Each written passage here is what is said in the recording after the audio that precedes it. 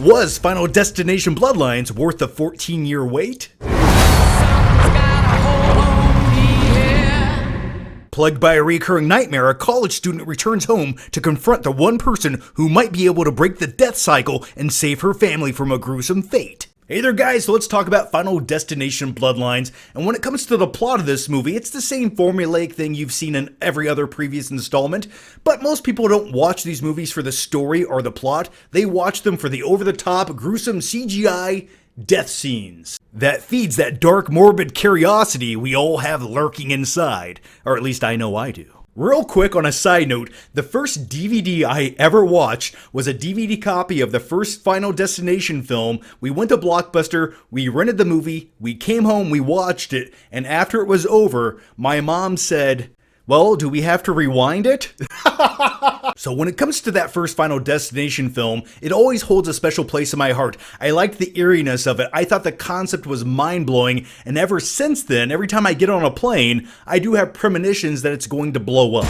The opening of this movie takes place at the grand opening of this brand new tower that's made out of glass. The floors are glass, the walls are glass, and everyone's having a good time and dancing around on the very thin glass floors. This sequence is all over the trailers, but it takes place in the 1960s, and part of me wishes after the sequence was over, the movie would have just stayed in the 1960s or maybe a different time period, anything else than modern day times. For some odd reason, I just think that would be a far more fascinating concept, like a Final Destination movie that takes place in the 1980s. I just think that would be fun. I find it so fascinating. We as a society love watching people brutally die up on the big screen, and it's for the sake of entertainment. What does that say about us? I think it says we're all afraid of death, and this is our way of coping with it. But then after that awesome opening sequence of brutality and over-the-top mayhem and gore, we're then introduced to a very modern day, boring, dysfunctional family, and I could not care less about any single one of these characters, and I could not wait until they finally met their fate with death. And that's one of the biggest issues I have with Final Destination Bloodlines. I understand this movie is not about the characters or character development. It's about gruesome CGI death sequences. I understand that.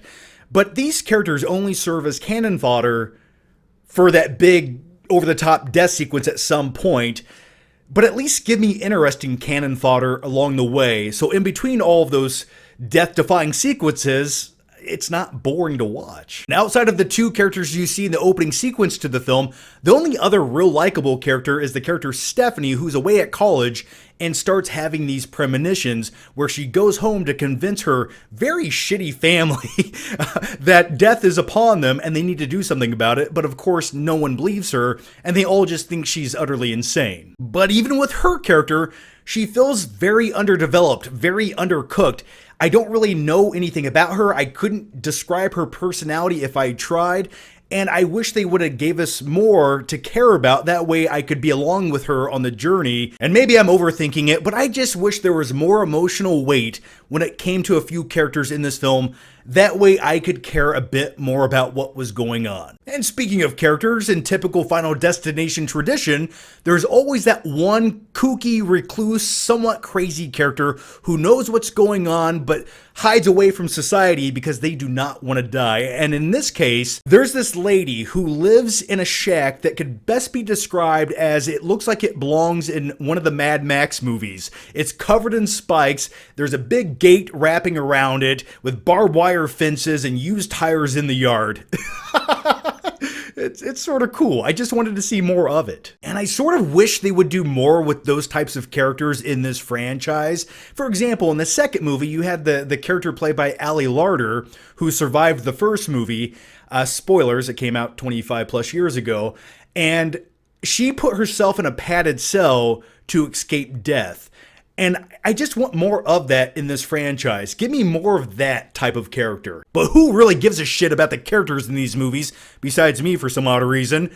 Let's talk about the over-the-top mayhem, brutality, and death scenes throughout this movie. And there are a few cool ones. Beyond the epic opening to this movie, that I think is the best sequence in the film, there's also one other scene you might have seen in the trailers, and there's a backyard cookout. Unfortunately, someone has a shard of glass in their drink, and we as an audience aren't quite sure who it is. And I think that was one of the most enjoyable sequences, because for a very long time I've always used the phrase when it comes to drinking beverages, 3 ice cubes, no more, no less.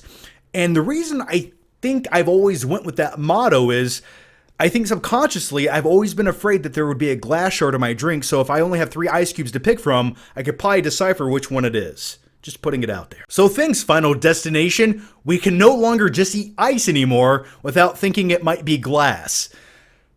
A new fear has been unlocked. There's also a really fun scene involving an MRI, and when I say fun, isn't that sort of like the wrong thing to say when it involves a movie about people being gruesomely ripped apart? I don't know. I guess, yeah, it's fun. I enjoyed it. There we go. And the rest of the death sequences are fine. I think they're serviceable, but you'll probably forget about them once the credits start rolling. Now let's talk about the comedy and cheese factor in this movie. In this franchise, every new installment is getting a bit more cheesy and campy, and I get it. It's a fun time. I like to laugh and see crazy things happening up on the big screen, but I miss that terrifying, eerie factor that the first few installments had. Sometimes this horror film feels more like a slapstick comedy where everything is done to get a laugh. Now, here are my final flicking thoughts on Final Destination Bloodlines.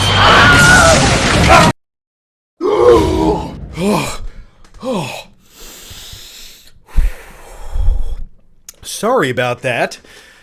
So now here are my final flicking thoughts on Final Destination Bloodlines. Was this movie worth the 14-year wait for another Final Destination film in this franchise?